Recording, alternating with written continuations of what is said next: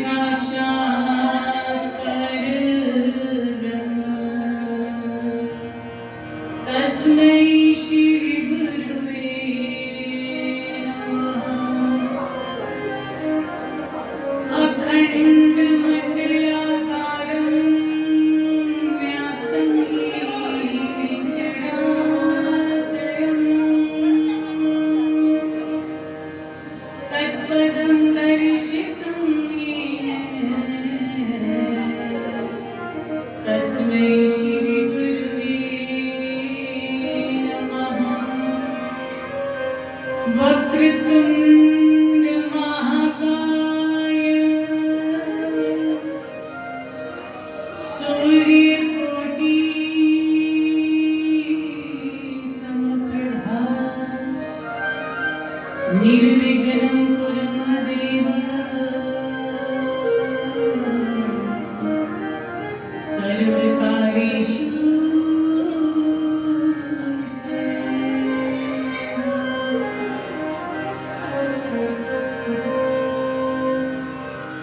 वर्णानामर्थसङ्घानां रसानां छन्दसामपि मङ्गलानां च कर्तारो वन्दे वाणी विनायक। कृष्णाय वासुदेवाय हरे प्राणात्मने प्रणतः क्लेशनाशाय गोविन्दाय नमो नमः। जय जय श्री राधा रमण जय जय नवल किशोर जय गोपी चित्त चोर प्रभु जय जय माखन चोर।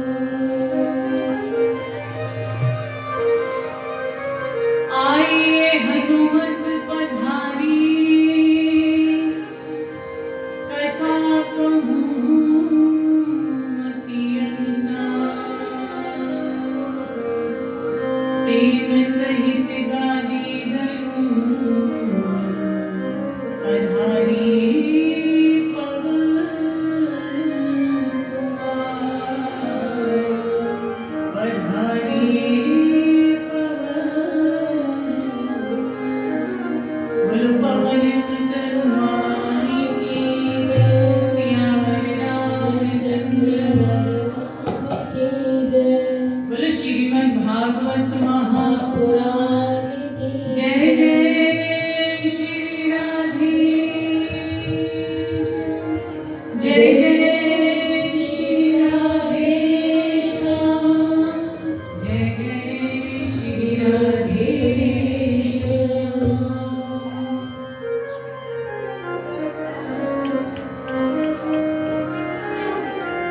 परम मंगल में सबके संकटों का हरण करने वाली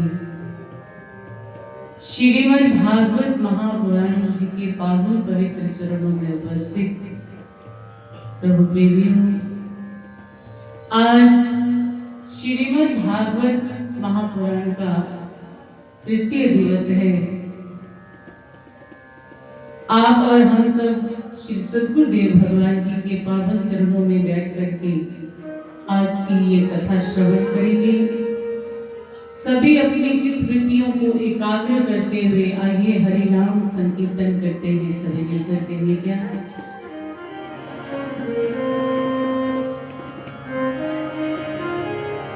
कृष्ण गोविंद गोविंद गोपाल नंदलाल कृष्ण गोविंद गोविंद गोपाल नंदलाल कृष्ण गोविंद गोविंद गोपाल नंदलाल कृष्ण गोविंद गोविंद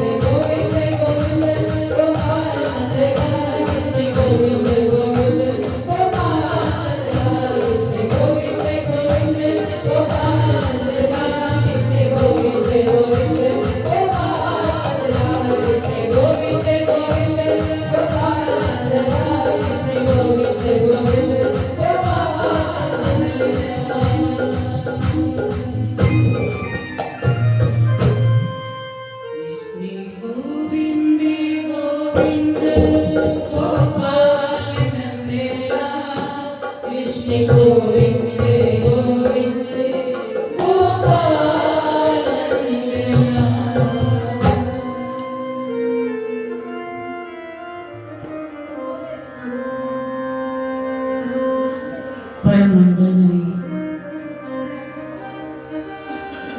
अकारण करुण करुणा श्रीमद् भागवत महापुराण जो साक्षात श्री बाल कृष्ण का वाङ्मय सुंदर स्वरूप है। कल हमने कथा को विश्राम दिया था ध्रुव भक्ति की कथा से। आज आगे की कथा आरंभ करते हैं। मनु के वंशज हैं ऋषभदेव जी। ऋषभदेव जी के पुत्र हैं जड़ भरत, जिनका नाम भरत था, बाद में जड़ भरत हुआ।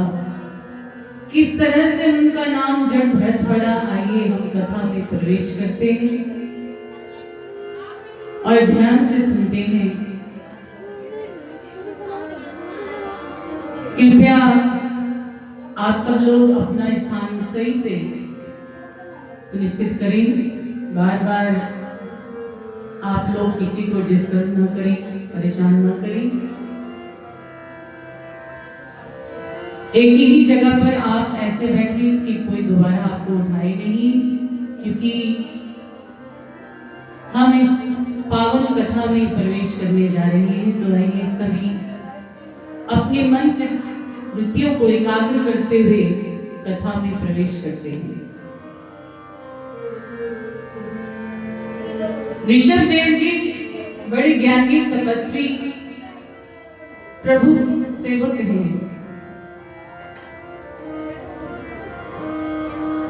भरत जी अपने पिता को नित्य कर्म करते हुए देखते हैं, तो वो भी प्रभु का भजन बंदगी करने में अपना समय बिताते हैं।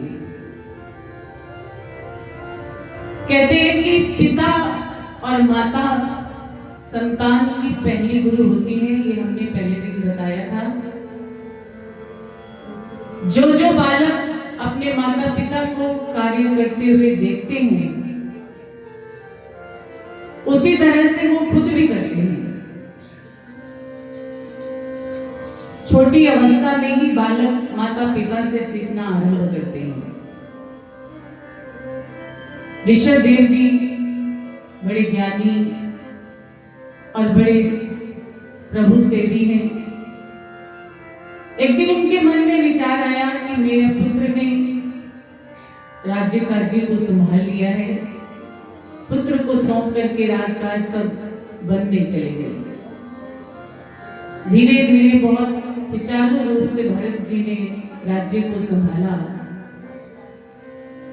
जब भरत जी के पुत्र भी राज्य संभालने योग्य हो गए, तो उन्होंने अपने पुत्र को राज्य दिया और आप वन में चले गए तपस्या करने, भजन करने। गढ़ की नदी के किनारे एक पर्ण कुटिया बना करके रहते हैं, नित्य कर्म करते हैं, प्रभु का सिमरन करते हैं, ध्यान करते हैं। एक दिन गढ़ की नदी में शाम के समय संध्या काल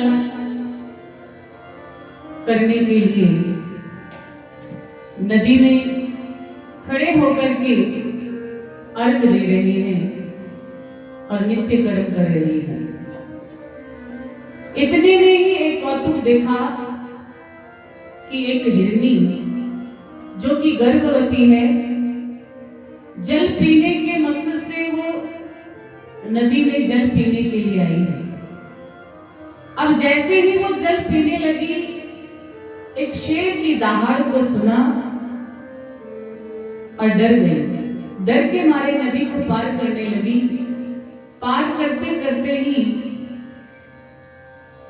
गर्भवती थी। जैसे ही वो नदी को पार करने लगी, उसने बालक को जन्म दे दिया और आप भी डूब गई। नदी में जैसे ही वो गिरी, उसके प्राण निकल गए और पानी में बह गई। छोटा सा बालक हिरनी का, वो भी नदी में बहने लगा है। इधर भरत जी नित्य कर्म कर रहे थे, इनको उस बालक पर दया आ गई, तो इन्होंने उस हिरनी के बच्चे को उठाया और अपनी कुटिया में ले आए। कुटिया में लाकर के उस बालक की बड़ी देख रेख की सेवा करने लगे। अब इस कथा को सुनकर के हमें ज्ञान लेना है, ध्यान से इस कथा को सुनना कि दया करना बहुत जरूरी होता है। तो उन्होंने दया दिखाई, लेकिन दया यहां तक ही सही रहती कि उस बालक को कुछ दिन अपने पास रखते, जब वो अपनी सुध ले लेता तो उसको उसके झुंड में छोड़ आते, तो यहाँ तक तो ठीक था। लेकिन क्या हुआ, धीरे धीरे उस हिरनी के बच्चे में उनकी ममता जागने लगे। उनकी सेवा करते, उसको खिलाते, उसको पिलाते। जहां दिन में 200 माला करते थे, 20 माला पर आ गए। 20 ही माला करते हैं, क्योंकि सारा समय उस हिरनी के बच्चे की सेवा में लग जाता है। अब जब भी माला करने बैठते, वो हिरनी का बच्चा कभी तो उनकी पीठ खुल जाता, कभी उनकी गोद में आकर के बैठ जाता, कभी उनके मुख को चूमता। छोटे बच्चे ऐसे ही करते हैं। भरत जी को बड़ा अच्छा लगा, सोचने लगे कि इतना प्रेम प्यार तो मुझे घर पर भी नहीं मिला जितना ये बालक मुझे करता है। ये मुझे अपना पिता समझता है।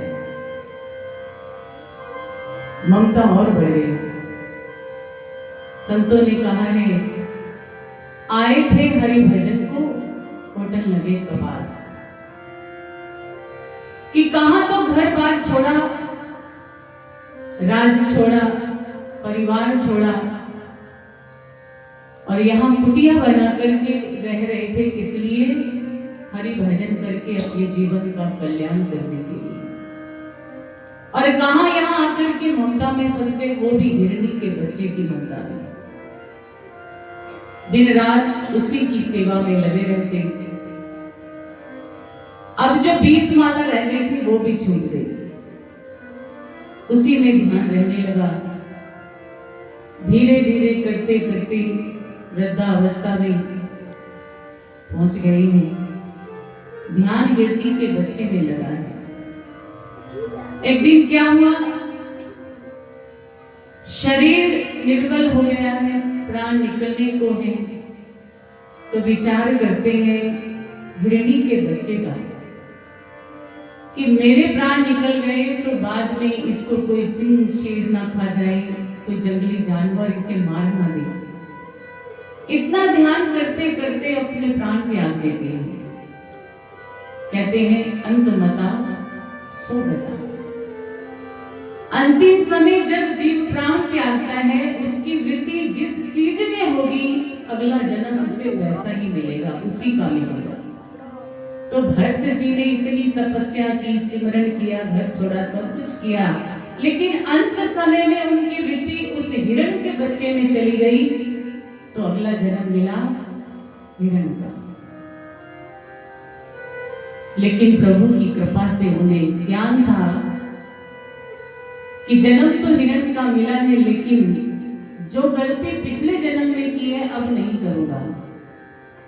जंगल में रहता है और हिरणों के साथ, हिरण के झुंड हरी हरी घास खाते हैं, ये अकेला सूखी घास पत्ते खाता है। मन में विचार करता है कि अगर हरी घास खाऊंगा कोई जीव मेरे अंदर न चला जाए, पाप लगेगा। इस कारण से सूखी घास ही खाता है और प्रभु का भजन करता है, एकादशी का व्रत रखते। एक दिन क्या हुआ, उस जंगल में आग लग गई। सभी हिरण अपनी जान बचा करके भाग गए, लेकिन ये नहीं गए। ये वहीं बैठे रहे और उस अग्नि की लपेट में आ गए और इनके प्राण निकल गए। अगला जन्म इनका एक ब्राह्मण के घर में हुआ।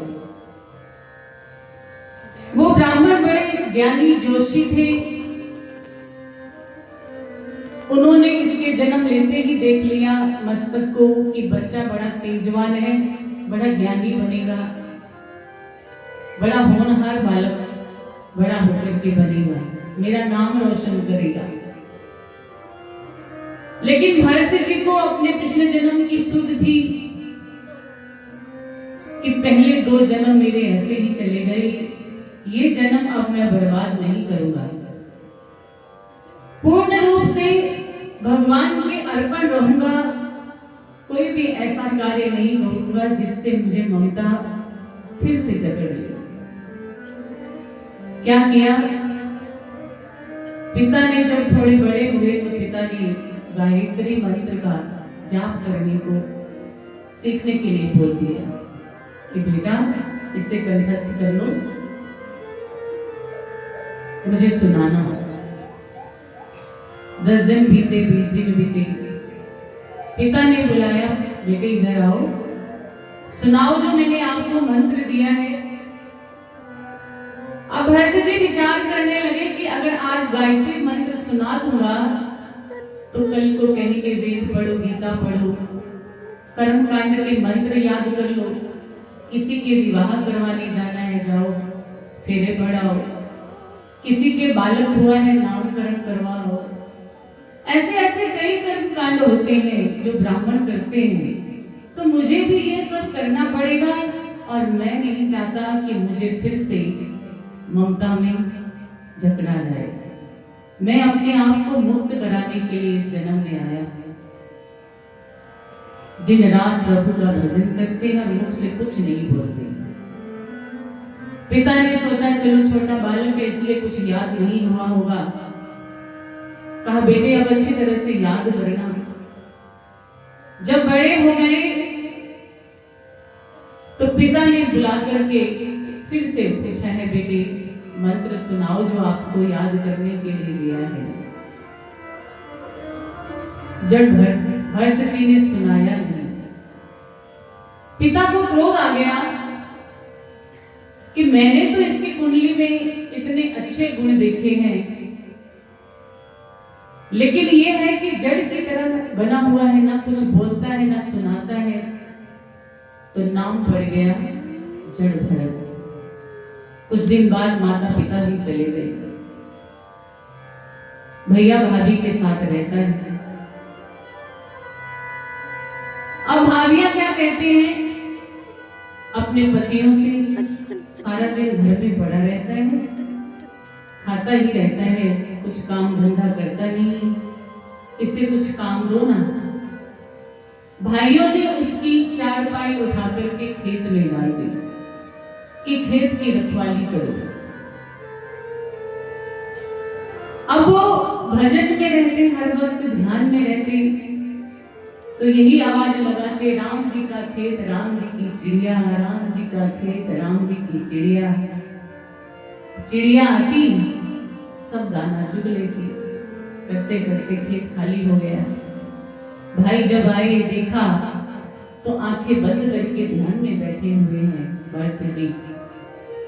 भाइयों ने कहा ये किसी काम का नहीं है, इसलिए गांव से ही निकाल दिया। जब गांव से निकाला गया, एक वन में गए, वहां कुछ भीलों ने उसे पकड़ लिया, क्योंकि भील जो होते हैं वो अक्सर बलियां देते रहते हैं, नर बलि देते हैं। जब देखा कि हस्त पुष्ट है, शरीर भी स्वस्थ है, उसे पकड़ करके काली माता के सामने ले गए, बलि देने लगे। तो माता रानी प्रकट हो गई, प्रकट होकर के उसको मुक्त कराया। अब भरत जी वहां से चल पड़े। चलते चलते रास्ते में सिंधु देश के राजा रघुगण ज्ञान प्राप्ति करने के लिए पालकी में बैठ करके आ रहे हैं। उधर से राजा रघुगण आ रहे हैं, इधर से ये भरत जी जा रहे हैं अपनी मस्ती में मस्त। एक कहार अचानक बीमार पड़ गया। जब कहार बीमार पड़ा तो 3 कहारों से तो डोली उठाई ही जा सकती, पालकी उठाई ही जा सकती। राजा से कहने लगे कहार, राजन एक कहार बीमार पड़ गया है, अब 3 कहार पालकी कैसे उठा सकते हैं? तो राजा ने कहा पूरा देश मेरा है, हर कोई मेरा हुक्म मानता है, इसीलिए किसी को भी पकड़ करके ले आओ और पालकी में लगा दो। उनकी नजर पड़ गई भरत जी पर, उन्होंने उनको पकड़ा और पालकी में लगा दिया। वो इतने भजन में मग्न हो चुके थे कि उन्हें अपनी मान सम्मान की कोई चिंता नहीं थी, बस मस्ती में भजन में रहते थे। उन्हें यह भी नहीं कि एक राजा की पालकी में लगाया जा रहा है मुझे। पालकी में लग गए। अब पालकी जब चलती है तो इनका नियम है कि ये 4 कदम आगे देख करके चलते हैं कि कोई कीट पतंगा मेरे पैर के नीचे आकर के मर न जाए, पाप लगेगा। अब जब चलते हुए जा रहे हैं, सामने देखा एक कीट आ रहा है, पैर के नीचे आएगा तो जोर से उछलेगा। अब जो पालकी चलाएगा वो उछलेगा, तो पालकी में बैठने वाले का क्या हाल होगा। अब जैसे ही भरत जी उछले, पालकी के अंदर बैठे राजा जी भी उछल गए और उनका सिर बल्ली में लगा। कहारों पर चिल्लाए, ध्यान से चलाओ पालकी, कैसे चला रहे हो। कहार कहते हैं, राजन हम तो ठीक चला रहे हैं, जो नया आदमी लगाया है ना आपने, यही गड़बड़ कर रहा है। फिर चलने लगे। चलते चलते फिर कोई कीट पतंगा पैर के नीचे आने वाला था। भरत जी फिर उछले, फिर सर जाकर के पालकी की बल्ली में लगा। अब तो राजा को क्रोध आ गया। क्या करते हो, ध्यान से नहीं चलाते पालकी। फिर कहारों ने कहा, राजन ये नया आदमी ही गड़बड़ कर रहा है। जब राजा रघुगण ने देखा नीचे पालकी से, तो सुंदर सुडोल शरीर और कांधे पर जनेऊ, ये देख करके तिल मिला करके बोले, देखने में तो बड़े हष्ट पुष्ट लगते हो, कुछ बोलते नहीं, सही तरह चलते नहीं, शरीर इतना मोटा ताजा है, मुर्दे जैसे चलते हो। जब ऐसा राजा रघुगण ने कहा तो भरत जी से रहा नहीं गया। बचपन से लेकर के अब तक बोले नहीं, लेकिन आज बोले हैं और बहुत अच्छा बोले हैं। सुखदेव जी ने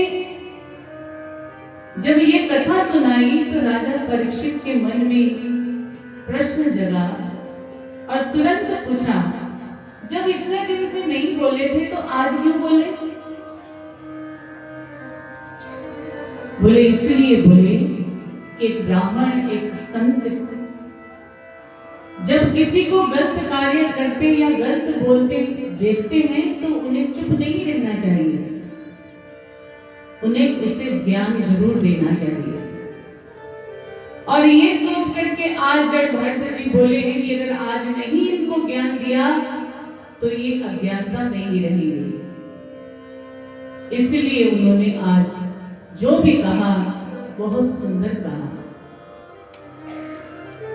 बोले राजन, आप कहते हो कि मैं मोटा ताजा हूं।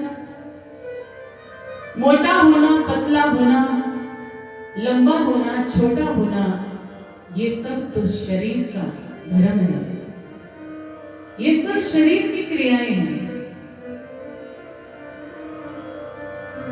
जब ये बात राजा रघुगण ने सुनी कि कोई साधारण व्यक्ति ऐसी बात नहीं कर सकता, तो पूछा, आप कौन हैं? कोई ब्राह्मण है, कोई संत है? जब भरत जी ने कहा, आप ये फिर गलती कर रहे हैं मुझसे पूछ कर कि मैं कौन हूं।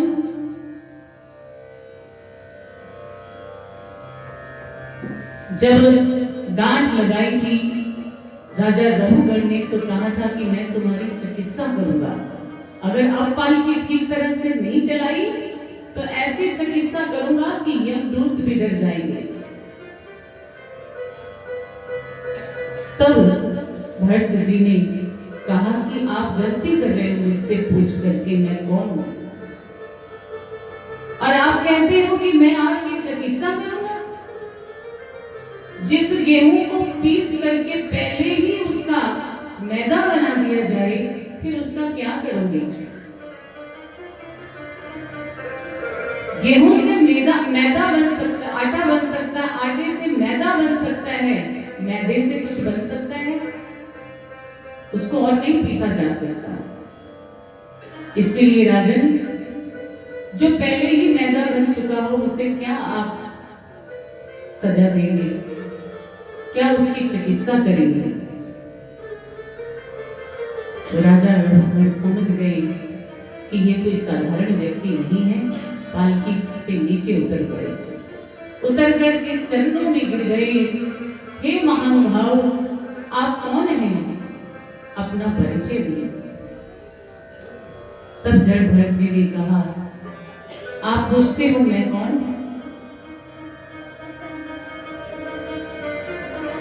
आप मिट्टी, पालकी चलाने वाले मिट्टी, और ये तन भी मिट्टी।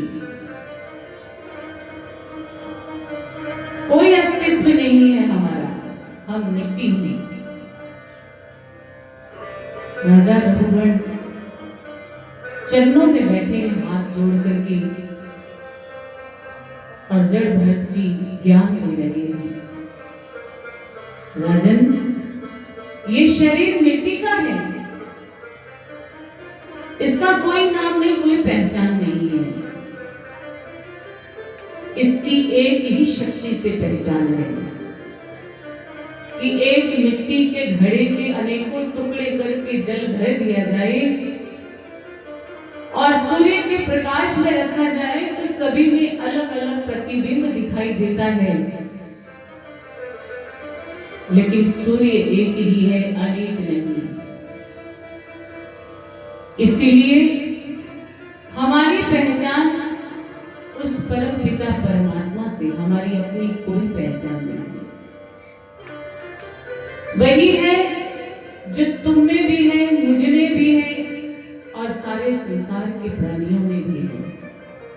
इसलिए हम मिट्टी हैं और मिट्टी में ही मिल जाएंगे। ऐसा ज्ञान जड़भरत जी ने राजा रघुगण को दिया।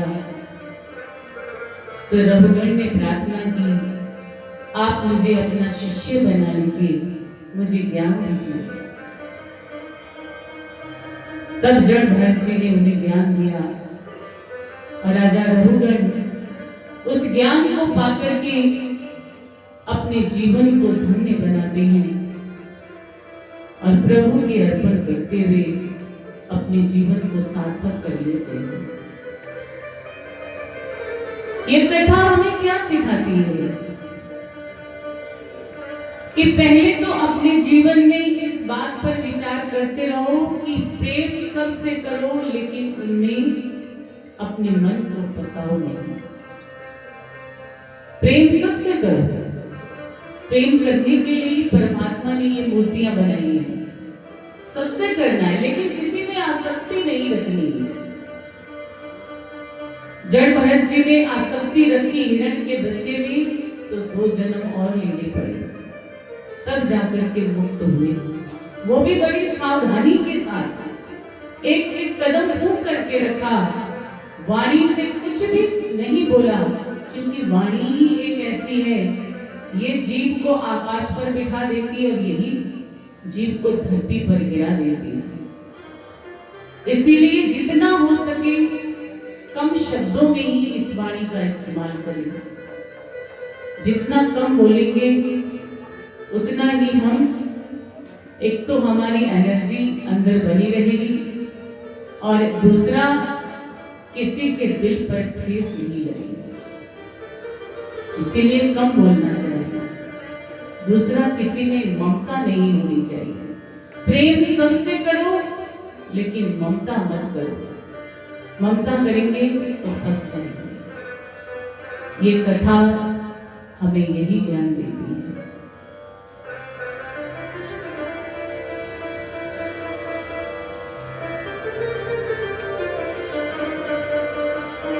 तब सुखदेव जी से राजा परीक्षित ने प्रश्न किया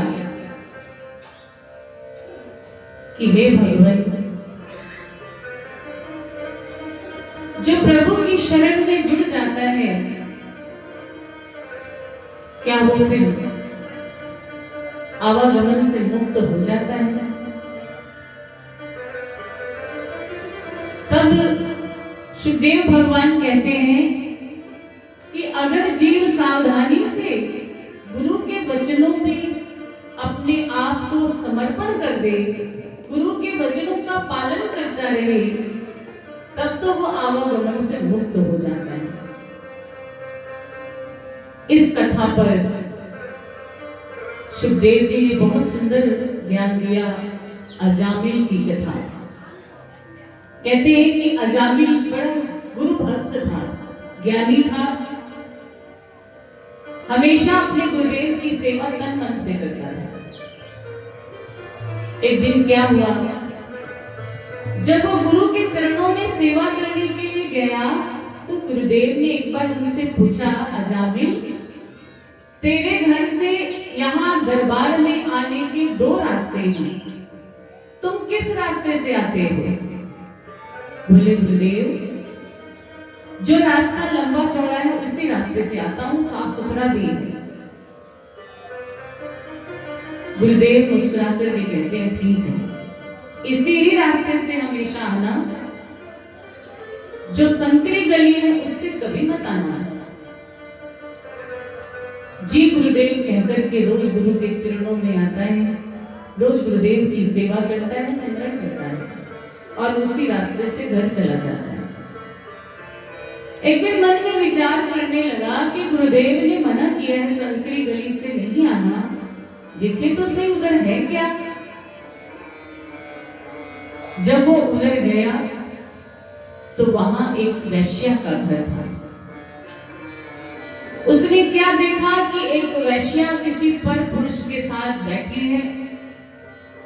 देखते ही मन में विकार आ गया।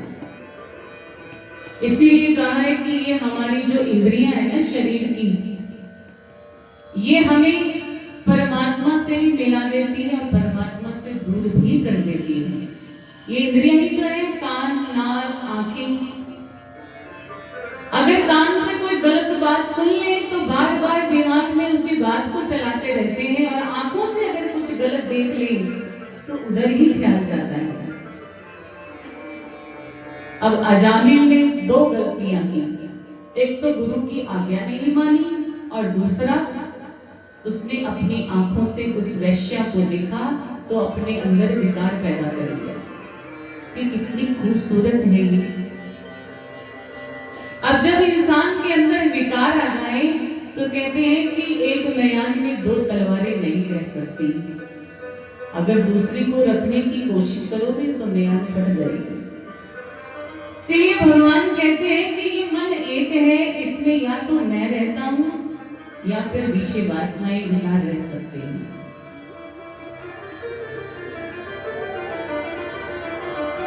लेकिन अजामिल के इस मन में विकार आ गया है।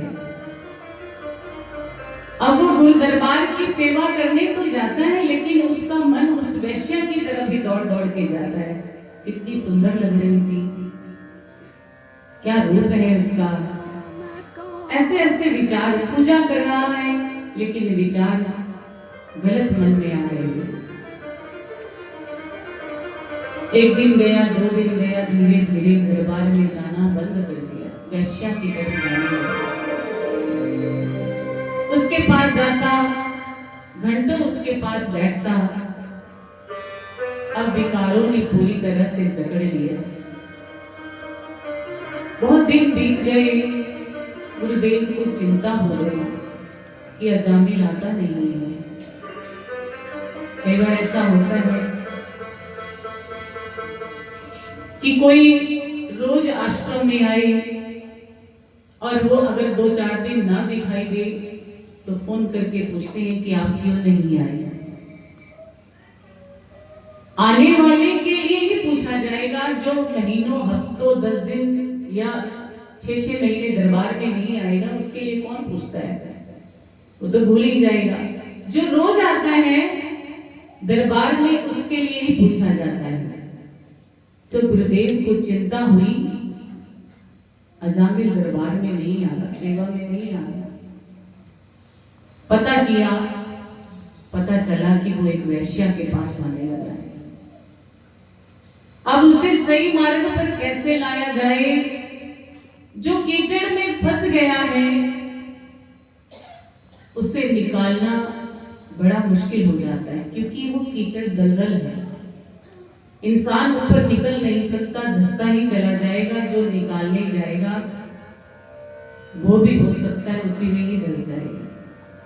गुरुदेव ने प्रार्थना की ईश्वर से। एक संतों की टोली आई है उसके नगर में। आकर के गांव में पूछा है किसी से कि हम लोग चतुर्मास करने के लिए यहाँ आए हैं, रात्रि पड़ चुकी है, हमें किसी भक्त का घर बता दीजिए जहां हम रात्रि बिता लें। तो किसी ने मजाक कर दिया कि यहाँ इस गांव में तो एक ही सबसे बड़ा भक्त है और वो है अजामिल। उन संतों को उस अजामिल का नाम बता दिया जो बहुत बड़ा डाकू बन चुका है। कहां भक्त और कहां आज डाकू नाम पड़ गया उसका। लोग सब उससे डरते हैं, यहां तक कि बच्चे भी डरते हैं। छोटा बच्चा जब दूध नहीं पीता तो मां कहती जल्दी से दूध खत्म कर दे, नहीं तो अजामिल आ जाएगा। तो बच्चा भी डर जाता है, दूध पी लेता है। ऐसा खतरनाक नाम हो गया है उसका। संत भोले भाव के थे। पता पूछ करके उसके घर के बाहर आकर के आवाज लगाई, भक्त अजामिल, भक्त अजामिल। अजामिल उस वक्त घर नहीं था, डाका डालने गया हुआ था। जो उनकी पत्नी बन चुकी थी वैश्या, वही घर से बाहर आई है। आकर के कहती है संतों को देख करके, बाबा आप गलत घर में आ गए हैं, गलत जगह आ गए हैं। ये भक्त अजामिल का घर नहीं, ये तो डाकू अजामिल का घर है। अच्छा, हमें तो किसी ने यही बताया था कि ये भक्त अजामिल का घर है, इसलिए हम यहाँ आ गए हैं भी। लेकिन अब आ ही गए हैं, रात्रि पड़ चुकी है, भोजन करवा दीजिए, हम यहीं कोने में ही अपनी रात बिता लेंगे। वैश्य कहने लगी, नहीं बाबा, आप कोई और घर ढूंढिए, आप इस घर में नहीं रह सकते। मेरे पति जब आएंगे तो वो आपको रहने नहीं देंगे। संतों ने कहा, देवी हम कहाँ जाएंगे, रात्रि हो चुकी है। उन्होंने फिर मना कर दिया तो संत जाने लगे। जब संत जाने लगे तो उस वैश्या के मन में भाव जा गया। कहते हैं कि जब कोई संत का दर्शन कर लेता है तो दर्शन करने से ही मन के भाव शुद्ध होने शुरू हो जाते हैं। तो उनके मन का भाव भी बदल गया और कहती है, मेरी माँ ने बचपन में सिखाया था कि संत सेवा करने से जीवन मुक्त हो जाता, जीवन से मुक्त हो जाता है। और मेरा ये जीवन नरक बन चुका है। अगर मैं उनको भोजन अपने हाथों से नहीं करा सकती तो कुछ सूखा राशन ही उन्हें दे देती। आवाज लगाई, बाबा रुकिए, मैं आपको अपने हाथों से भोजन नहीं करवा सकती क्योंकि मैं पवित्र नहीं हूं। आपको ये कुछ सूखा राशन दे देती हूँ, आप खुद ही बना लीजिएगा। एक शिष्य बोला, गुरुदेव चलिए ना। कह रही थी इसका पति डाकू है, आ गया तो मारेगा हमें, आप चलिए, हम कहीं और गांव में ठिकाना ढूंढते। लेकिन संत परोपकारी होते हैं, उन्होंने कहा नहीं, कोई बात नहीं, रात ही तो बितानी है, बोलेगा तो संभाल लेंगे, जैसा भी होगा देखा जाएगा। संतों ने वो राशन लिया, अपनी नई रसोई बनाई, कुछ ईंटें वगैरह इकट्ठी करके भोजन पकाया, भोजन करके रात्रि को वही विश्राम विश्राम करने लगे। अर्धरात्रि को अजामिल वापिस आया, देखता है संत मेरे घर के कोने में पड़े हुए हैं, ये कहां से आ गए? आते ही चिल्लाने लगा, डांट करके बोला है, यहाँ क्या कर रहे हो, चलो यहां से निकलो। अजामिल के चिल्लाने की आवाज सुनकर के उनकी पत्नी जो अंदर थी बाहर आ गई, लगता है घर आ गए हैं। आते ही जब देखा संतों को वो डांट रहे तो कहते क्या हो गया, संत ही तो है, कौन सा हमारा धन चुरा करके जा रही है।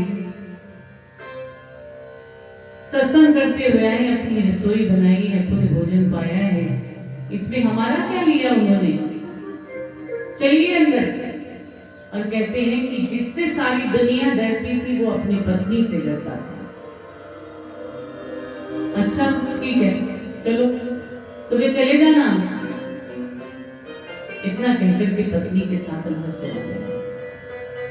सुबह जब उठे, संत महापुरुष अपने नित्य क्रम से निवृत्त हो चुके हैं, जाने के लिए तैयार हैं, तो आवाज लगाते हैं, अजामिल भोजन पाया है, विश्राम भी कर लिया है, अब थोड़ी दक्षिणा हो जाती। अजामिल ने पहले तो देखा कहीं मेरी पत्नी तो नहीं है आसपास, वो कहीं अंदर थी, तो चिल्लाए, कैसी दक्षिणा, चलते बनो, कोई दक्षिणा नहीं मिलेगी यहां। पत्नी ने फिर आवाज सुनी, फिर बाहर आ गई, क्या कह रही हो? बोले मैं तो कह रहा हूं कोई बात नहीं, कल चले जाना, आराम से और रह लो। बात बदल गई। संतों ने कहा, अजामिल हमें धन की दक्षिणा नहीं चाहिए, हमें एक वचन चाहिए। बोले बताओ क्या वचन चाहिए, मन करेगा तो मानूंगा, नहीं तो नहीं मानूंगा। बोले बस इतना कर दो, तुम्हारे घर पुत्र होने वाला है, क्योंकि वैश्या उस वक्त गर्भवती थी, तुम्हारे घर जो पुत्र होगा उसका नाम नारायण रख देना। पुराना नाम है, मैंने रखता ये नाम, ये कहकर के टालने लगा। पत्नी ने कहा कोई बात नहीं, संत कह रहे हैं तो अच्छा ही कह रहे हैं, हम नारायण ही नाम रखेंगे। ठीक है तुम कहती हो तो नारायण नाम रख लेना। संत इतना कहकर के चले गए। संतों ने अपनी तरफ से अपनी ड्यूटी पूरी कर दी कि अब इसे नाम दिया है, चाहे इसका पुत्र का ही नाम क्यों ना हो, लेकिन नारायण नाम तो जपेगा। अब जैसे ही वो संत गए, कुछ वक्त बाद इनके घर में पुत्र ने जन्म लिया, नाम नारायण रख दिया। अब वो नारायण नारायण कहता रहता सारा दिन। धीरे धीरे वो बालक बड़ा होने लगा।